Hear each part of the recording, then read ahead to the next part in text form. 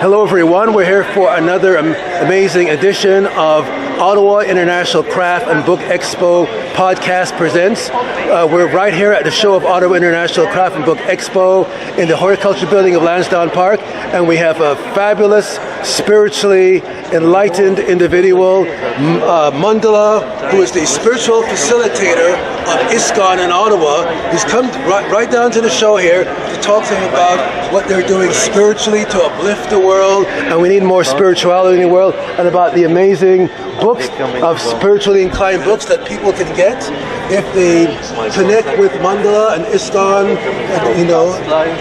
great books. So he's going to talk to us all sorts of stuff about ISKCON and what they're doing and the fabulous work. So Mundala, thank you very much for coming to our show. We're very excited about what you do, and tell us a little bit more about ISKCON, as I've heard, is an international organization. So how was the founding of Ottawa? What sort of inspired its founding of ISKCON in Ottawa? Well, ISKCON, it stands for the International Society for Krishna Consciousness.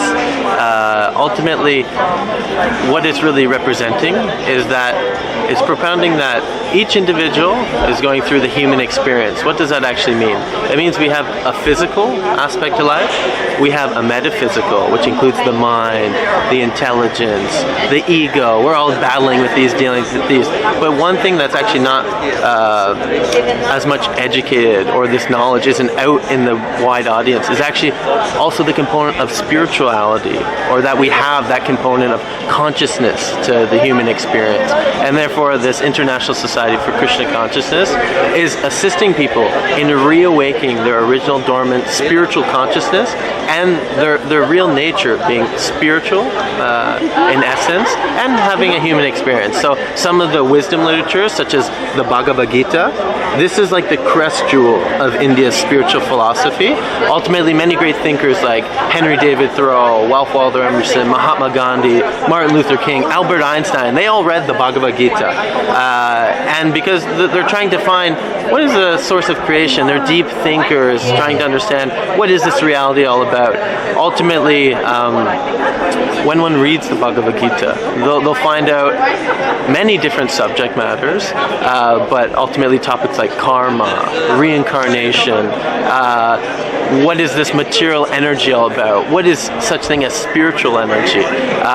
Such thing about how to deal with the mind in a proper way, where either the mind can become the best friend or the worst enemy, depending on how we train it up. So everyone has that individual experience. We see much mental health, depression, anxiety. These are all on the forefront, and they're really the real epidemic within society. So this sort of cultivation of knowledge in one's life and promotion of this knowledge in all different fields. We're giving these books out free to schools, hospital, homeless shelters, so that people can take advantage of the wisdom that's available and apply it to their lives.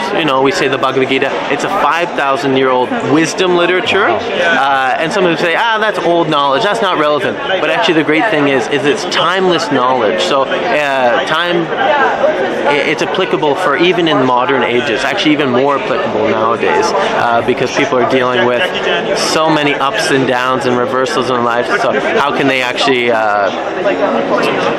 live a conscious lifestyle practically as well? So that's a little bit about what the International Society for Krishna Consciousness is doing. They're also doing many, philanthropic works as well, but really to help elevate the consciousness of society in general. Because we see that what is the ultimate goal? Everyone's trying to strive towards climbing the material mountain. What's going to give my senses satisfaction? And ultimately, we try it through many different ways. Intoxication, relationships, great success in my career, but ultimately, still there's something missing in the heart. What is it? It's a God-shaped hole in the heart. We say Krishna is a name of God. God is one, but he has many different names. Krishna means the one who is all attractive. So that's a little bit about what we're promoting here, and I really appreciate you guys promoting this message. But also, anyone who's interested in this, feel free to find a Bhagavad Gita online. You can find them on Amazon, or come to any Hare Krishna temple or center, and you'll be able to also have a community of people who are trying to live a conscious lifestyle and uplift the consciousness of humanity. Christianity. Thank you very much. Hare Krishna. Thank you very much. Thank you. And just as a little bit of an extra small footnote question. Yes.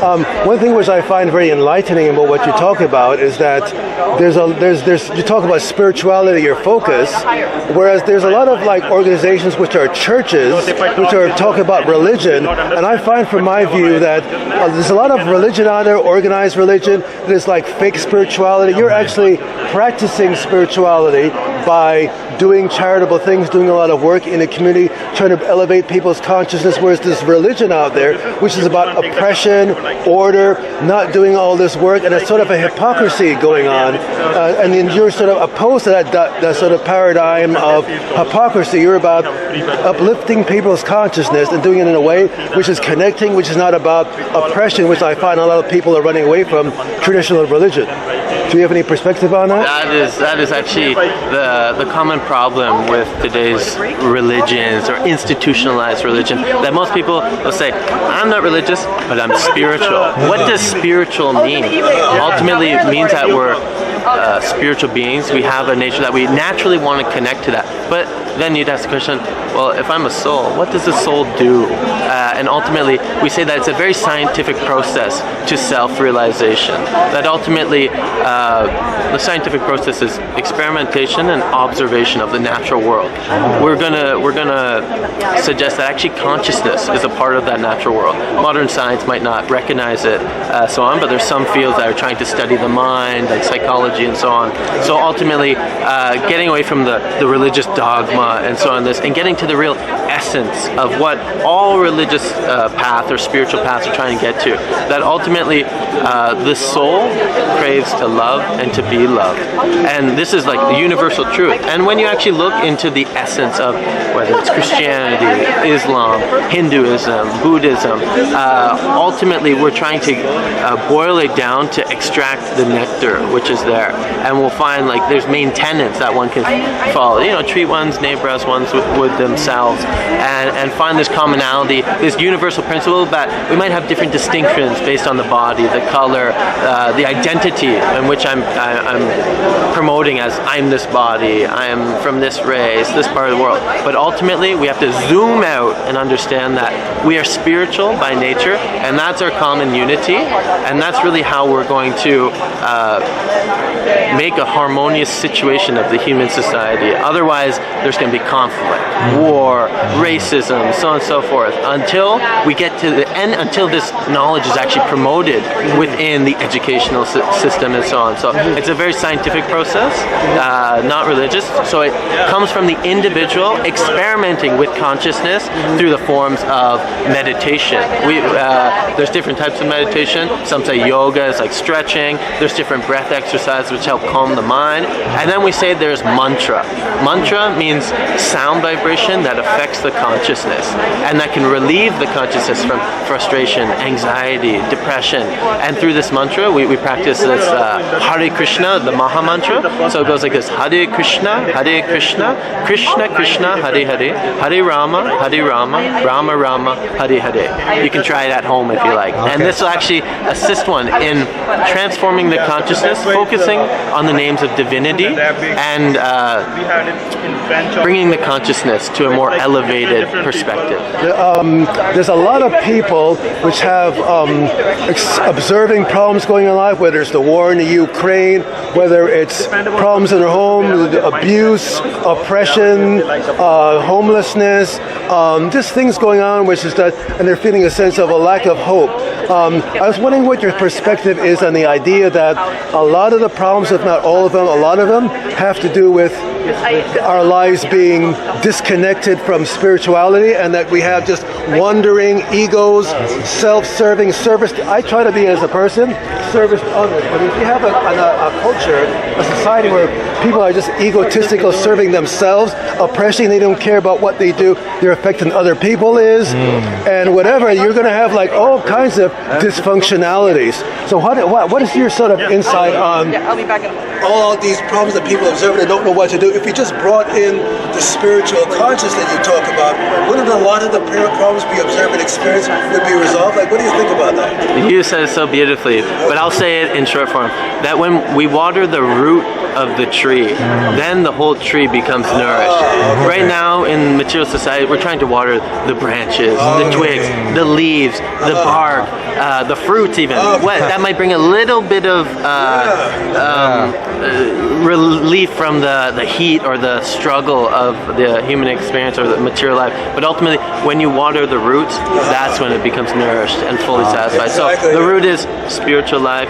Also, and then when you imbibe in a spiritual community, that can help lift you up when you're feeling down, and when you're feeling pumped up, excited, enthusiastic, then you can help lift it up as well. So we need to connect with people who are spiritually like-minded, and that's what we're trying to do at that humble little service at the Hare Krishna temple or within the ISKCON community, where we have people from all different walks of life. We have a couple of people from here, one's from Bangladesh, one's from Ottawa here. I grew up in Canada also, one from Kuwait, one from India. They're international, multicultural. Yeah, and we like to add your guys' names to the list also. So come on over and hang out. Fantastic, awesome, that's great stuff. Yes. Thank you. So thank you very much, Mandala. Thank you very much, everybody. Thank you, everyone.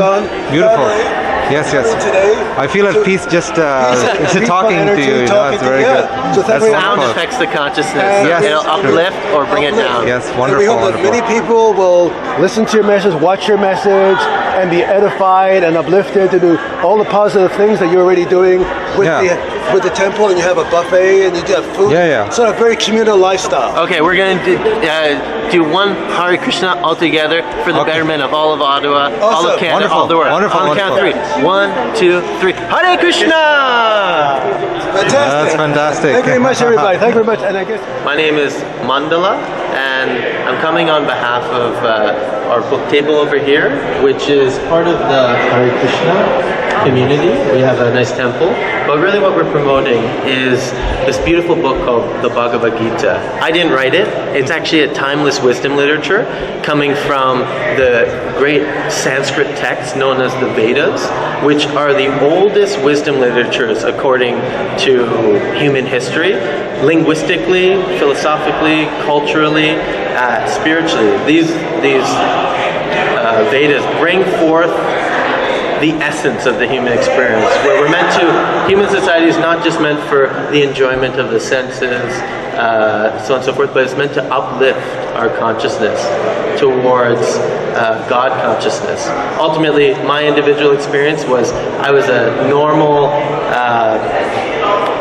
teenager growing up in Canada, getting into a whole bunch of nonsense, trying to find satisfaction through relationships, through intoxication, through my great intelligence and education and so on. But still, I felt something lacking. Ultimately, I ended up jumping ship on the school train when I was a little earlier, and I actually went soul searching, trying to find how can I find this internal satisfaction that everyone's ultimately looking for. So therefore, somehow I got connected with a Hare Krishna monk, which he allowed me to go traveling to India with him when I was 20. And that was my first time going on a plane ever in my whole life. And instantly, all the way to India after a 20-hour plane ride, there I got to see and experience what is genuine relationships, based not only on the body, not based on only what is good for me, but ultimately spiritual relationships that help connect the heart to heart, but actually understanding that we are all eternal spiritual beings within the bodily experience, and to help revive that original consciousness. And there's a practice of meditation,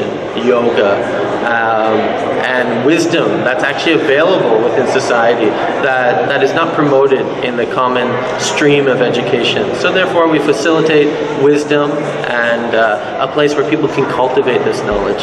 So I know I didn't have very much time, but that was a little brief summary, and I greatly appreciate all the great creative artists here and thinkers who try to compile thoughts and bring it to the forefront of society. So I hope if anyone is interested, they can come check us out at the Hare Krishna Temple, and feel free, anyone who's out in the crowd live, come check out our stall. We don't sell them like in bookstores, but we ask you to give a donation because that'll help cover the cost of printing, but also have this access to knowledge free of cost, and you can give whatever from your heart. Thank you for considering this request. Hare Krishna. Hare Krishna.